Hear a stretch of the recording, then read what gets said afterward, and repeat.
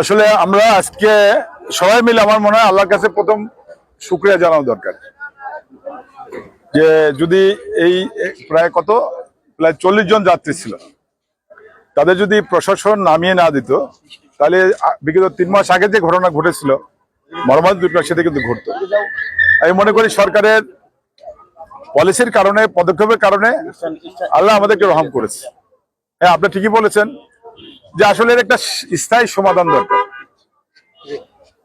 এই ঘাট আমি মনে করি আমি আমি আমি মাননীয় মন্ত্রী আসছিলেন, প্রতিমন্ত্রী আসছিলেন, উনি সাবেক ছাত্র নেতা, স্বেচ্ছাসেবক দলের নেতা রাজীব হোসেন সাহেব আসছিলেন, নৌ পরিবহন মন্ত্রণালয়ের মাননীয় প্রতিমন্ত্রী, রাজবাড়ির ডিসি ছিলেন, ডিসি প্রশাসন ছিলেন, রাজবাড়ির পুলিশ ছিলেন, পুলিশ প্রশাসন ছিলেন, নৌ পুলিশ ছিলেন, বিআইডব্লিউটিএস ছিলেন, বিআইডব্লিউটিসি ছিলেন, ফায়ার সার্ভিস ছিলেন, গলন্দর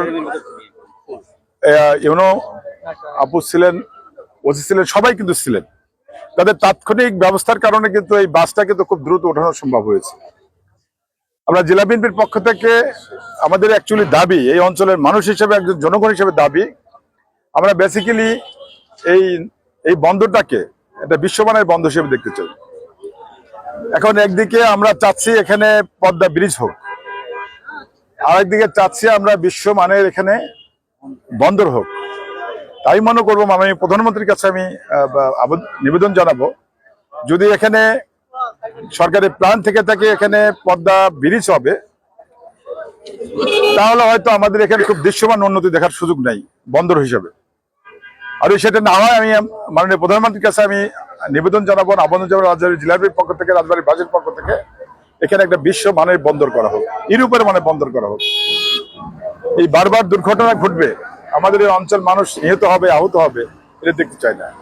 এখানে অনেকগুলো সমস্যা। একটা হলো সরকারে আপনারা দেখেছিলেন যে এই ফেরিতে জুয়া খেলা হতো, চাঁদাবাজি হতো, যাত্রীদের টাকা পয়সা কেড়ে নেওয়া হতো।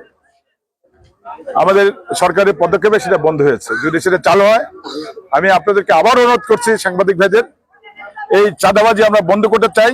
যদি চালু হয় আপনারা আমাদেরকে খবর দেবেন, আমরা বন্ধ করে দেবো। সেকেন্ড হলো যে এই যে বাসের ফিটনেস আছে কিনা মালিকদের দেখা উচিত, বাসের ফিটনেস আছে কিনা মালিক কর্তৃপক্ষকে দেখা উচিত। এই ফিটনেস ছাড়া বাস এসে দুটো ঘটনা ঘটে, একটা ফিটনেস বাসের কারণে ঘটনা ঘটে, অনেক সময় ড্রাইভার এখানে এসে একটু রেস্টে পাঠায় হলো হেল্পারকে ড্রাইভিং করতে পাঠায়, তখন কিন্তু দুর্ঘটনা ঘটে।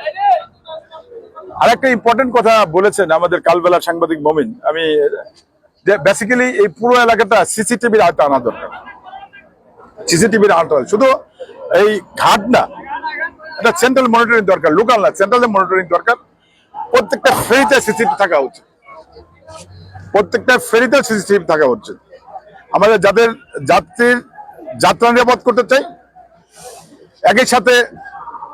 একই সাথে আমরা যারা এই পরিবহনের সাথে জড়িত তাদেরও নিরাপত্তা চাই। তো সেদিন আমি মনে করি যে বেসিক্যালি এখানে যদি বন্দর হয়, একটা বিশ্বমানের বন্দর চাই। আর যদি এখানে পদ্মা ব্রিজ হয়, আমি যখন আসি পথে তখন মাননীয় প্রতিমন্ত্রী, পানি সম্পদ মন্ত্রণালয়ের প্রতিমন্ত্রী ফরহাদ আজাদ আমাকে ফোন দিয়েছিলেন। আমরা বন্ধু মানুষ, আমরা ঢাকা ইউনিভার্সিটির সাথে একসাথেই রাজনীতি করেছি। সে বললেন যে নদী ভাঙন এটা বড় সমস্যা রাজবাড়িতে, বলে যে তুই একটু নদী ভাঙনটা দেখে আসিস, আমাকে একটু ব্রিফ করিস। আমাদের রাজবাড়ী 1 আসনের এমপি এবং মন্ত্রী প্রতিমন্ত্রী উনি দেশের বাইরে আছেন, আপনারা জানেন। রাজবাড়ী 2 আসনের মাননীয় এমপি হারুন সাহেব উনি ঢাকাতে, এবং আমাদের এখানে একজন পূর্ণমন্ত্রী মর্যাদার উপদেষ্টা আছেন ডক্টর রাশেদ আল মাহমুদ, সেও ঢাকাতে। আমি সবার পক্ষে সমন্বয় করতে এসেছি। মন্ত্রী মহোদয় এসেছিলেন, তা রিসিভ করলাম। এখানে ডিসি প্রশাসন ছিল, পুলিশ প্রশাসন ছিল, আপনারা ছিলেন। তা আমরা সচক্ষে দেখে গেলাম। আল্লাহর কাছে আবারও শুকরিয়া জানাই, যদি তারা নেমে না যেত, এই ঈদ যাত্রা দুটো হয়, একটা আসা একটা যাওয়া। আসার পথে কিন্তু এমন কোন দুর্ঘটনা ঘটে নাই আল্লাহর রহমতে। যাওয়ার পথে এত বড় দুর্ঘটনা ঘটে, 3 মাসের মধ্যে একটা জায়গায় এত বড় দুর্ঘটনা, এটা রাজবাড়ীবাসী আপনারা নিতে পারবেন। একটি বিষয় সেটা আপনি যেটা বললেন, আপনি আসলে শীর্ষ পদে আছেন, আপনি কি মনে করেন যে এই বারবার দুর্ঘটনার মধ্যে কোনো ষড়যন্ত্র থাকতে পারে? আসলে আমি ষড়যন্ত্র মনে করি না, একটা আমি মনে করি অব্যবস্থাপনা, অদক্ষতা, প্ল্যানিং এর অভাব। এখন ড্রাইভার না চালিয়ে যদি এটা হেল্পার চালায়, বাসের ফিটনেসবিহীন বাস যদি চলে, তাহলে তো আসলে এই দুর্ঘটনা রোধ করা সম্ভব না। সম্ভব না। হাজার হাজার মানুষ যাতায়াত করতেছে, হাজার হাজার মানুষ। সে কারণে আমার যেটা মনে হয় যে এটা সিসিটিভির আওতা আনা হোক, সেন্ট্রাল মনিটরিং করা হোক, আমাদের ঘাট ব্যবস্থাপনা একটু উন্নত করা হোক, পল্টন ভালো পল্টন দেখ, ভালো ফেরি দেখ, ভালো ব্যবস্থাপনা দেখ, তাহলে হয়তো আমরা এই জায়গা থেকে আর, কারণ আমাদের বাড়ি রাজবাড়িতে দুর্ঘটনা ঘটলে কিন্তু এখানেই বেশি, এই অঞ্চলের মানুষ বেশি ক্ষতিগ্রস্ত হয়। সেজন্য আমরা মনে করি এটা আমাদের এখন প্রাণের দাবি। আপনাদের সাংবাদিক ভাইদেরও আপনাদের ভয়েস রেজ করতে হবে, আমরাও ভয়েস রেজ করছি। সবাই ভালো থাকি।